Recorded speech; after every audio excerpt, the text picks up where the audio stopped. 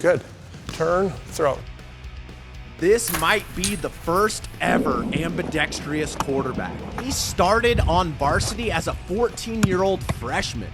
#1 overall pick, flame emojis. I got the tweet from Lamar Jackson.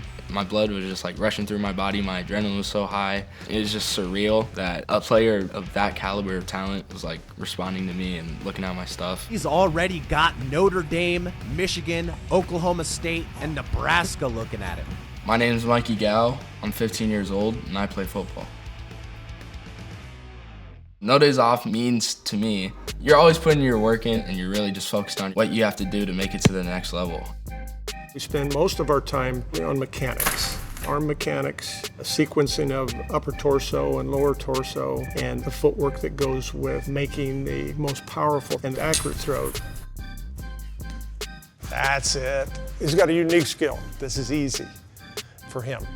I always thought baseball was going to be my thing. I was a great pitcher. We had a state playoff game and I threw 70 to 80 pitches as an 8-year-old. Once I started to cool down, I was like, dang, Dad, my arm really hurts. My right arm growth plate was split and it was like a huge gap and I couldn't throw a baseball for a whole year. I became ambidextrous. My mom actually brought it up. She said, why don't you just throw with your left arm and just really trick your brain to think that you're a left-hander. I brought it over to football and my goal is to revolutionize the game with it. You change hands when you do that. It's good.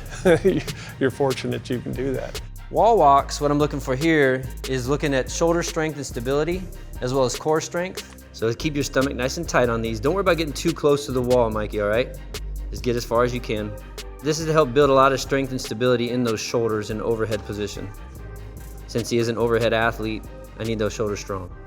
My top 5 quarterbacks of all time are Tom Brady #1, Joe Montana #2, Peyton Manning #3, Aaron Rodgers #4, and then Brett Favre #5. When the first ever ambidextrous quarterback video came out, they put it on ESPN and SportsCenter. I stared at the comments like all night. I didn't go to school for the next 2 days because I was just like looking at my follower count. It was just so crazy, the comments and stuff. That got me like really emotional. Not only just like the hate, but like all the positive comments, and I couldn't take it anymore. So I literally got off my phone for like 2 days. Sometimes hate can shut you down, but if you don't let it, then there's no way that it can. So me and my dad, whenever we see a hate comment, we just block them, we mute them. I've just realized that I need to shut down the hate instead of trying to go after it, because that does you no good. I feel like I was raised very well. I've gotten surrounded with great people that helped me be successful, great coaches, great teammates. I really think that's what helped me be more mature in who I am. We have a great first-year head coach. He's really taught us how to stay positive through tough moments like adversity. My first freshman varsity game was definitely very nerve-wracking for me. I felt like my team was counting on me. I felt like the whole school was counting on me, and everyone just wanted to really see what I could do. And then once I didn't really prove it, I felt like the whole world was going to be against me, and that was a big learning moment for me. You don't back down from adversity. You strike it right back, and you never shut down. Recently, we were down 21-6 late in the third quarter, and we really just stuck together and we battled back to win 31-21.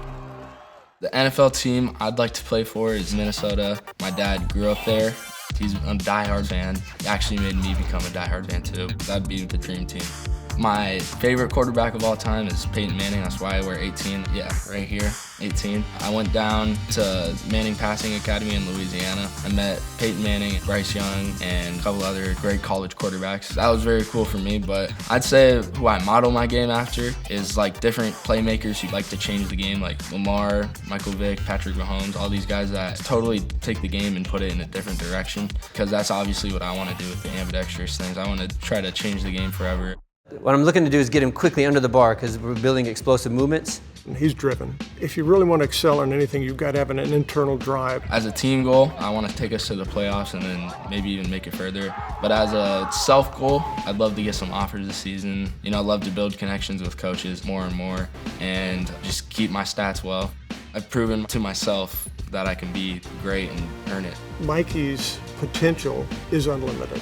As he gets older, his physical skills have gotten him to where he is now, but his cognitive skills are going to elevate him to another level. I think being humble, that'll only get people to respect you more, and I feel like it makes you feel better as a person, and for me, it'll help me grow up to be a better man when I'm older. It's a handshake for me. Shake.